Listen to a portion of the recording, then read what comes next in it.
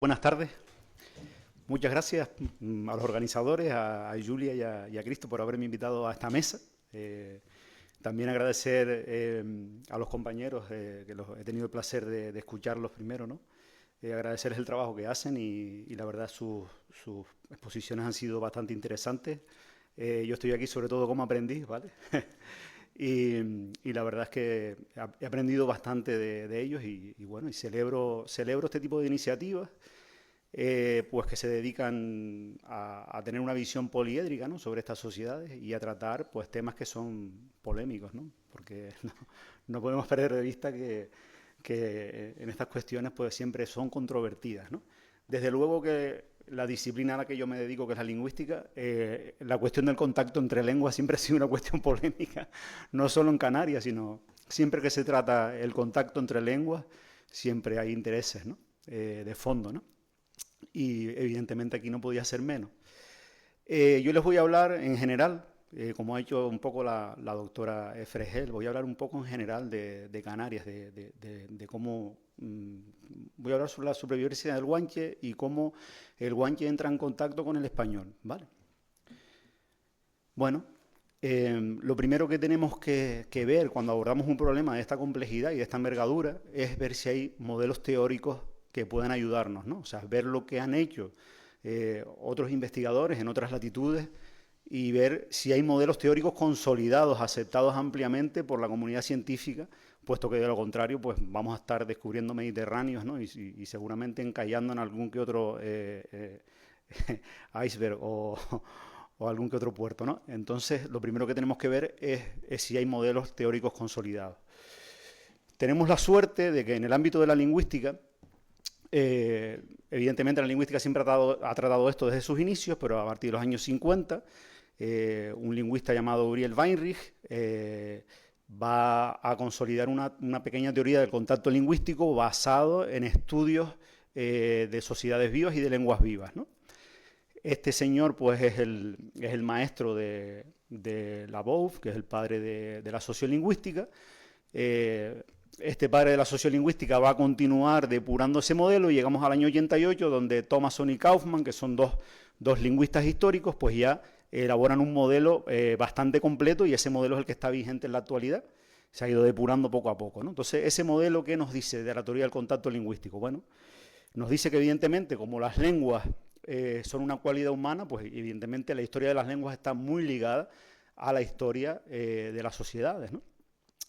Nos hablan de que existen situaciones de contacto pasadas que no vamos a poder explicar porque no hay registros, no hay registros históricos, ¿no? Ocurre lo mismo que ocurre aquí en Canarias, ¿no?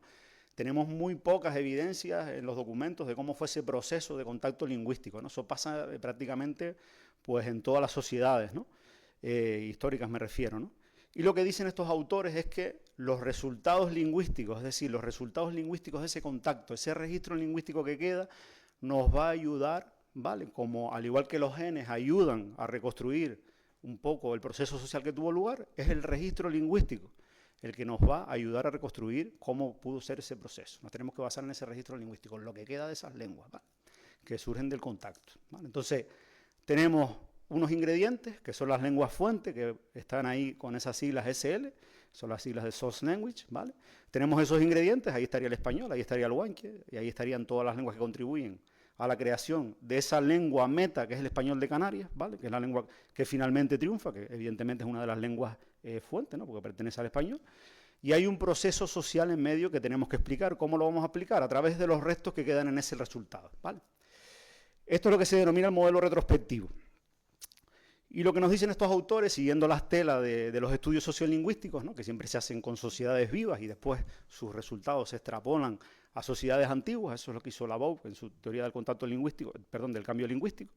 Lo que nos dicen es que los factores sociales van a ser el determinante primario de ese resultado, es decir, la tipología de las lenguas que estén en contacto, aunque sean lenguas muy dispares entre sí, ese factor va a influir mucho menos en el resultado lingüístico que los factores sociales del contacto. Eso es un aspecto importantísimo y es algo revolucionario de este modelo que ya está plenamente, como les digo, consolidado, ¿no?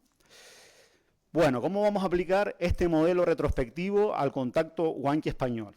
Bueno, en primer lugar lo que tenemos que ver es qué queda del guanche en el español de Canarias, ¿vale?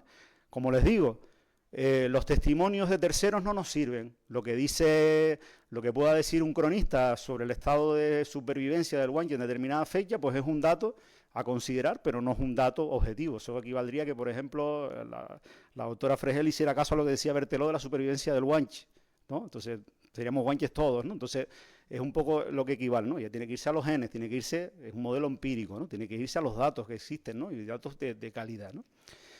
Entonces, lo que vemos que queda en el español de Canarias del guanche, como resultado de ese contacto cultural, ¿qué es? De ese contacto lingüístico. Pues, sobre todo son palabras desprovistas de contenido léxico, ¿no? O como se dice ahora más modernamente, con contenido léxico presupuesto, ¿no? Son sobre todo nombres propios, sobre todo del lugar, que es la abrumadora mayoría de guanchismos, o sea, supera con creces el 90%. Y algunos nombres de personas, que muchos nos llegan por vía escrita, pero los pocos que nos llegan por vía oral, ¿no? Después tenemos también palabras con contenido léxico, ¿vale? Todos esos, lo que son todos los nombres de plantas y animales, ¿no? Tabaiba, los nombres de insectos, que hay varios nombres de insectos que nos llegan. Mucho tecnicismo que tiene que ver con las actividades que hacen los guanches, que realizan los guanches después de la conquista, como puede ser la actividad ganadera, la actividad alfarera, por ejemplo, gánigo, ¿no? Tofio, todas esas palabras que nos quedan de esas actividades a las que se dedicaban los guanches. Cuando digo guanches, tanto cuando hablo de la lengua como cuando hablo de las personas, estoy hablando a nivel general, ¿vale? Evidentemente, dentro del modelo de Thomason y Kaufman, lo que nos dicen es que estos son préstamos de categoría 1. Es lo primero que toman prestadas las lenguas, ¿vale? Que son modelos, el modelo que nos dice es que, ya veremos lo que es, de categoría 1. Cuando revisamos lo que es la modalidad escrita, puesto que no nos podemos ir al resultado final, sino que tenemos que ver también, al igual que hace Rosa, ¿no? Si investigamos solo lo actual, ¿no? Nos vamos a dejar por el camino bastantes cuestiones que sucedieron, ¿no? Pues también tenemos que ver en las fuentes escritas qué residuo hay, ¿no? Y cuando vemos, por ejemplo, la distribución de campos semánticos de la mayor base de datos que tenemos del guanche y la más fiable de todas, que siguen siendo, lamentablemente, los Monumenta Lingua de Canarias de Belfeld, pues vemos que la cosa no cambia demasiado. Los nombres propios superan 8 veces el campo semántico más numeroso, que es la religión. Evidentemente, esto obedece sobre todo a los intereses de los conquistadores, ¿no? Y vemos, por ejemplo, que otras cuestiones, como pueden ser las frases, son absolutamente minoritarias, por no decir testimoniales, ¿no? Con lo cual, pues no vemos demasiado cambio, ¿no? Bueno, según este modelo, ¿qué es lo que le ocurre al español que llega a las islas? ¿Vale? En función de todo ese registro que hemos visto. Bueno, el modelo lo que nos dice es que el español lo que sufre es un proceso de préstamo con contacto casual. Casual en el sentido, esto evidentemente es un préstamo crudo del inglés, en el sentido de superficial, contacto superficial con la lengua guanche. Es decir, hay una incorporación léxica de guanchismos, pero no afecta a la estructura de la lengua. Es decir, no tiene una estructura sobre la gramática del español, ¿vale? Se toma sobre todo vocabulario no básico, es decir, el vocabulario más permeable al cambio lingüístico, es el vocabulario no básico. Por ejemplo, no se toman pronombres personales, no se toman partes del cuerpo como puede ser brazo, cabeza. O sea, el vocabulario más permeable al cambio lingüístico es el que se toma. Y sobre todo se toman tecnicismos, lo que hemos hablado, dedicado a todo lo que tiene que ver con la ganadería, con la alfarería. Esas palabras se llaman folklore words en el modelo, que después desarrollan otros autores. Y no hay palabras funcionales, es decir, no se toman preposiciones, no se toman adverbios. Por ejemplo, en los arabismos del español se toman preposiciones. La preposición hasta es un arabismo, por ejemplo, que tenemos en el español. Entonces ya eso nos habla de un préstamo ya que puede ser de categoría 2, y entonces ya estamos hablando de otro modelo social de contacto, que ya no es ese contacto superficial, sino otro modelo de contacto, ¿vale? No hay interferencias fónicas ni sintácticas que se hayan visto en el español de Canarias, ¿vale? Todo lo que conocemos del español de Canarias, ¿vale? De hecho, lo que se ve es que los guanchismos sufren cambios que sufre el español de Canarias. O sea, el español de Canarias en su tránsito a la modernidad y todo el español sufre el reajuste de sibilantes, y vemos que los guanchismos todos sufren el reajuste de sibilantes. Es decir, se adoptan muy tempranamente y evolucionan con el español. Se incorporan muy rápidamente a ese español de Canarias, ¿no? Otra cuestión que nos dice el modelo, ¿qué vale? Que los préstamos de categoría 1 no requieren bilingüismo de la comunidad de habla mayoritaria, es decir, los hispanohablantes no necesitan ser bilingües para tomar esos préstamos, porque son los más superficiales, es lo primero que toma prestado una lengua cuando entra en contacto con otra. ¿Y por qué? Porque normalmente rellenan vacíos, esa lengua del español no tiene una palabra para nombrar a la tabaiba, entonces toman la palabra que utilizan los guanches y nombran a la tabaiba. Y lo mismo con determinados accidentes geográficos y con palabras que tienen que ver con tecnicismos alfareros, etcétera, ¿vale? Según el modelo, ¿qué es lo que le sucede al guanche? Repito, en función de los datos que tenemos, si tuviésemos nuevos datos, tendríamos otra solución. Lo que nos dice es que al guanche lo que le sucede es un desplazamiento sin interferencia. Es decir, el guanche es desplazado por la lengua española, ¿vale? Y no produce una interferencia en esa lengua. Es decir, los guanches tienen, en general, acceso pleno, ¿vale?, a buenos modelos nativos de la lengua española, ¿vale? Hay un aprendizaje relativamente perfecto, evidentemente en los primeros momentos no lo sería, pero finalmente es un aprendizaje perfecto, hay una buena integración en la comunidad de esa lengua mayoritaria, y los guanches van a ser, como bien comentaba Rosa, van a ser un grupo significativo, pero van a ser pequeños en relación con la comunidad hispanohablante, ¿vale? ¿Por qué? ¿Por qué lo sabemos? Porque si fueran mayoritarios, los errores de aprendizaje que ellos tienen del español, porque ellos son aprendizajes adultos de una lengua extranjera, por así decirlo, esos errores de aprendizaje hubiesen prosperado en toda la comunidad y el resultado sería una lengua interferida por otra lengua líbico-bereber. Pero como les digo, eso a día de hoy no lo hemos detectado en el registro del español de Canarias. Ojalá lo detectásemos, yo soy el primer interesado. Rezo todos los días en guanche además, para que eso suceda, ¿no? Vale. Esos guanches nos dicen que lo que van a priorizar, todo esto es lo que predice el modelo, ¿eh? No es que lo hayamos localizado, sino que lo que van a priorizar es el aprendizaje del léxico. ¿Para qué? Para adaptarse a esa nueva sociedad en la que todo es nuevo. Y el proceso nos dicen que va a ser rápido ese proceso. Se va a completar en pocas generaciones, normalmente en 3 o menos de 3. Y va a haber, desde esa primera generación, una ruptura en la transmisión normal de esa lengua guanche. Ya veremos lo que significa esa transmisión normal. También prevé que haya un residuo léxico, que son esos guanchismos que quedan en el español de Canarias. O sea, en principio el modelo cuadra bastante. ¿Y qué van a ser esas folklore words de las que le comenté, ¿no? Esas palabras que rellenan vacíos, ¿vale? ¿En qué desemboca ese desplazamiento lingüístico? Es decir, el guanche en un primer momento se ve desplazado por el español, por esa presión cultural, esa presión lingüística. Eso puede tener distintos resultados. Es decir, si en ese momento hubiese habido una política lingüística estupenda de Isabel la Católica, que iba un poquito de progre ella, pues si hubiese habido una política lingüística genial, y como sucedió, por ejemplo, en otros lugares, como en México, y hubiese dicho, oye, vamos a rescatar el guanche. Pues claro, el resultado hubiese sido distinto. Pero, ¿en qué desembocó? En lo que el modelo denomina muerte de lengua radical. Es decir, muerte de lengua radical no es muerte súbita, que sería un escalón por debajo. Muerte súbita es que la población desaparece completamente porque es aniquilada, ¿vale? Sino es un escalón por encima. Es muerte de lengua radical, ¿vale? Quiere decir que hay supervivencia, ¿vale? Que quede claro. Estos guanches adoptan, nos dice el modelo, esa sociedad tiene que adoptar un cambio de lengua, tiene que hacer un cambio de lengua como estrategia de supervivencia para adaptarse a la nueva sociedad, ¿vale? Se discute si es un suicidio lingüístico, es decir, si son los propios guanches o esa propia sociedad la que dice, oye, vamos a cambiar de lengua porque con nuestra lengua no vamos ni a la esquina, ¿vale? O si hay una represión lingüística, es decir, hay leyes que les impiden hablar esa lengua, ¿vale? Por ejemplo, tenemos un caso curioso, ¿no?, de que los yaku de Kenia hacen una asamblea en 1930 y deciden abandonar su lengua para adoptar el masái. Eso ha pasado, ¿vale? O sea que eso de que pudieran haber decidido abandonar su lengua en un acto, digamos, en un acto material, eso puede haber ocurrido, se han registrado, ¿no? Lo que nos dicen es que la muerte de lenguas puede ocurrir en una sola generación, puede ocurrir en esa primera generación que recibe el choque cultural más drástico, ¿vale? Y que siempre los hablantes de segunda y tercera generación pueden hablar esa lengua, pero ya es una lengua completamente desgastada. O sea, es una lengua que ya hablaremos de ese proceso, es una lengua que ya está desgastada, no es la misma lengua, evidentemente, porque esa lengua va perdiendo funciones sociales. Este modelo de muerte de lengua radical también prevé que quede un residuo lingüístico del que venimos hablando, ¿no? Y una cosa muy importante que nos dice que ese residuo lingüístico va a adquirir una función emblemática en esa comunidad. Ya veremos lo que es esa función emblemática. Las fases de la muerte radical, ¿cómo son? Pues la lengua guanche, cuando no llegaron los conquistadores en una lengua que abarcaba todos los ámbitos de la sociedad, desde los ámbitos elevados hasta los ámbitos más bajos, o sea, se usaba para rezar, se usaba para insultar, se usaba para hablar con el mensei, se usaba para hablar con a lo mejor un esclavo, ¿vale? Pero ¿qué pasa? Que con la incorporación a la corona de Castillo, pues eso el guanche va reduciendo dominios de uso, ¿vale? Ya esas funciones elevadas las va perdiendo, va perdiendo funciones que a lo mejor utilizaban para cuestiones más elevadas que requerían una sintaxis más compleja, una morfología más compleja, unas construcciones más complejas. Todas esas funciones se van perdiendo y al final en lo que deriva ese poliestilismo que había es en un monoestilismo, ¿vale?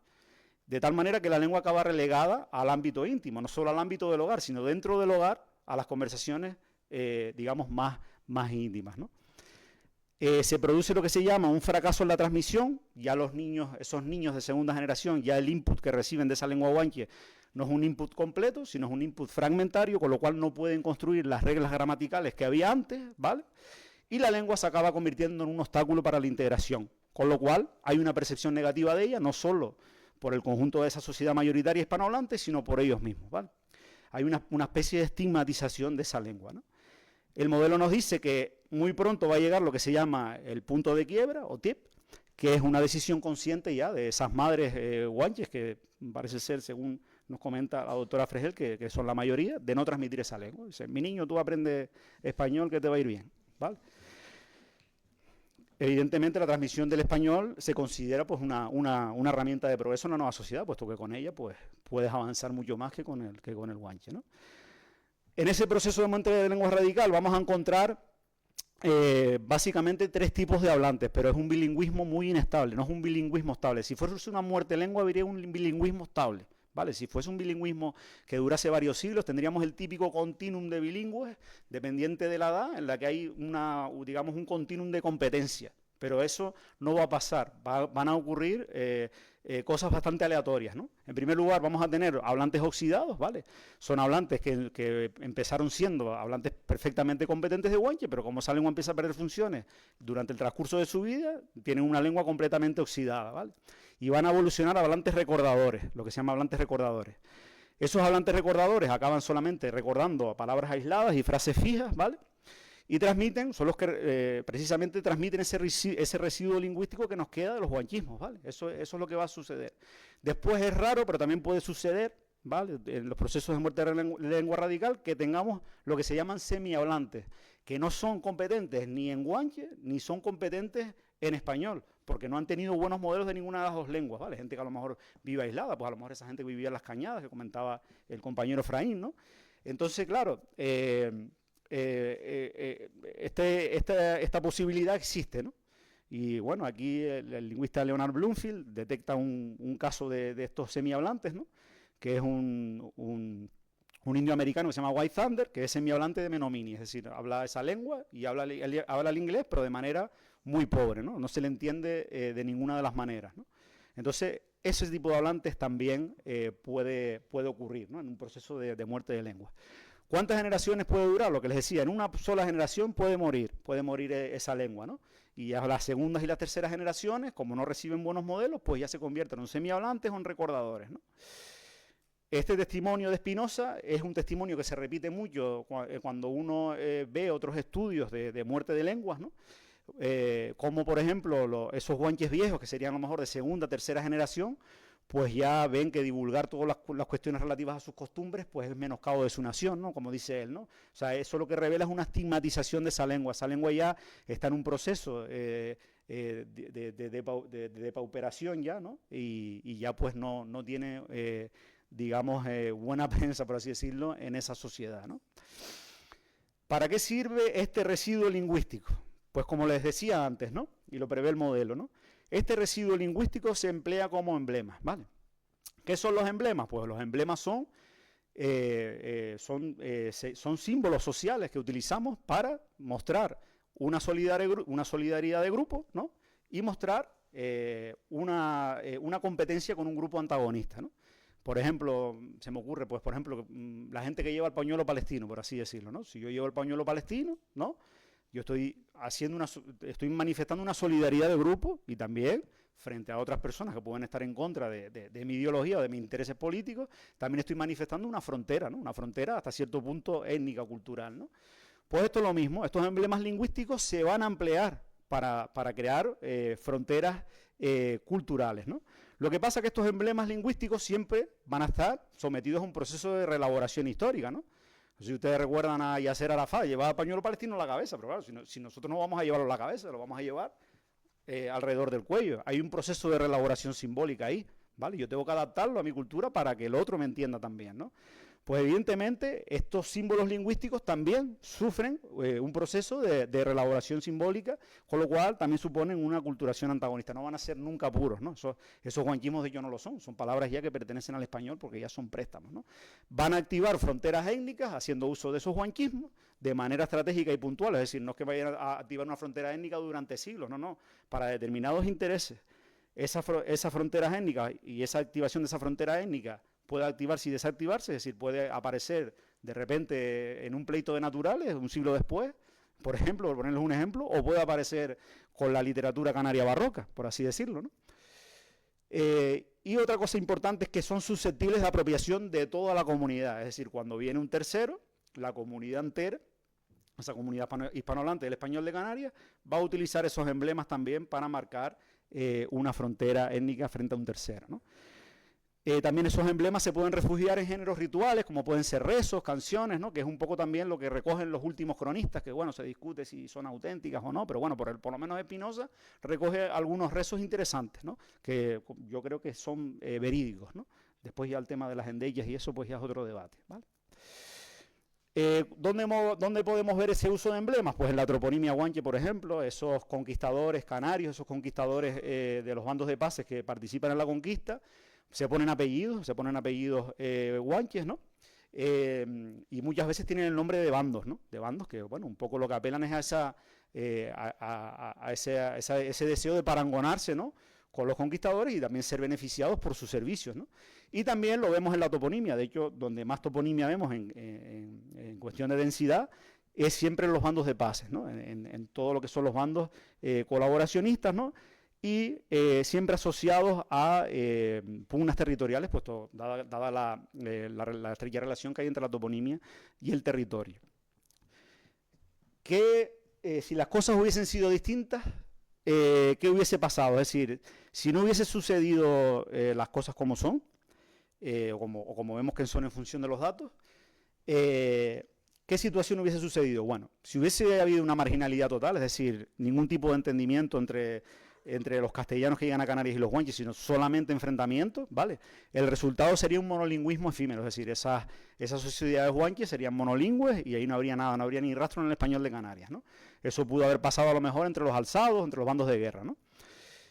¿Otra posibilidad cuál es? Pues que haya habido una segregación social, es decir, que esas comunidades estuvieran separadas, pero en función de unos intereses concretos, como pueden ser el comercio, se tuvieran que entender. Ahí que hubiesen creado una lengua, digamos, de compromiso, una lengua pidgin que se llama, que es una lengua muy corta, que solamente sirve a unos fines concretos, como pueden ser los fines comerciales, ¿no? Eso pudo haber pasado en los primeros contactos. Una tercera posibilidad, ¿cuál es? Que haya habido una integración fallida, es decir, que los guanches hayan intentado integrar en una sociedad, con una nueva lengua, ¿vale? Pero que llegado un momento fracasase esa integración, siendo los guanches un grupo mayoritario. Por ejemplo, en las misiones aragonesas, a lo mejor, los guanches tuvieron acceso a una variedad del catalán y ellos eran mayoría, con lo cual los errores de aprendizaje proliferaron en toda la comunidad y hablaron seguramente un catalán interferido por una lengua libio-bereber, ¿vale? ¿Cuál es la última posibilidad que pudo darse, pero nosotros creemos que no se dio? Puede ocurrir que sociedades pequeñas, grupos pequeños, como eran los guanches en relación a los hispanohablantes, pese a que haya una presión cultural y lingüística extrema, mantengan su lengua, ¿vale? ¿Por qué? Porque para ellos la lengua es un diacrítico étnico, ¿vale? Se han detectado muy pocas sociedades en la antigüedad que consideren la lengua un diacrítico étnico, por eso sobre todo ocurre a raíz del romanticismo y tal, el pensamiento de Humboldt, de Herder, etc. Pero puede suceder. Eso en Canarias, hasta donde sabemos, no sucedió. En esos casos habría un bilingüismo asimétrico, que es un poco lo que ocurre con el Spanglish, ¿no? Habría un bilingüismo asimétrico que con el tiempo esos hablantes van favoreciendo las estructuras, en este caso del español y del inglés, que son iguales y acaban creando una lengua mixta, ¿vale? Acaban creando una lengua mixta, fruto de esa identidad mixta también, ¿vale? Pero eso vemos que no pasó. Y como no pasó, pues lo que intuimos es que para los guanches la lengua para nada era un diacrítico étnico, ¿vale? Conclusión. Según este modelo de Thomason y Kaufman, lo que vemos es que hay una presión cultural abrumadora y lingüística, no sabemos si es también represión, no tenemos datos que lo digan a ciencia cierta. La lengua guanche no parece que fuera un diacrítico étnico para los guanches. Hubo una integración social como estrategia de supervivencia de grupo, donde la lengua jugó un papel fundamental. El proceso que mejor describe lo que se conserva del guanche es un proceso de muerte radical de lenguas, evidentemente con la supervivencia del residuo. Eso nos dice que los guanches sobrevivieron. Y hay una utilización estratégica que ha sido adoptada también por la comunidad hispanohablante, y eso llega hasta el presente. Como pueden ver, tenemos testigos de ello en la literatura canaria, y tenemos la comedia del recibimiento, tenemos la proliferación de diccionarios de nombres propios guanches, para ponerle nombres guanches a los niños, como sucedió en los años 70. Cada vez que revienta un volcán queremos ponerle un nombre guanche a los volcanes. Siempre queremos cambiarle el nombre a los pueblos si antes hubo un topónimo guanche, pese a que no designe el mismo pueblo ni la misma realidad, ¿vale? Nos gusta, se emplea como un diacrítico étnico canario, ¿no? Para marcar, pues, nuestra solidaridad grupal, y frente a un tercero, o frente a otro grupo étnico, pues marcar nuestra frontera, ¿no? También se emplea para designar medios de transporte, asociaciones, empresas, y tenemos esos diccionarios guanches maravillosos que son verdaderos arsenales simbólicos, ¿no? para construir esa etnicidad, ¿no? Con lo cual, tanto los guanchismos como este uso de los guanchismos, pues, son testimonios de la supervivencia guanche.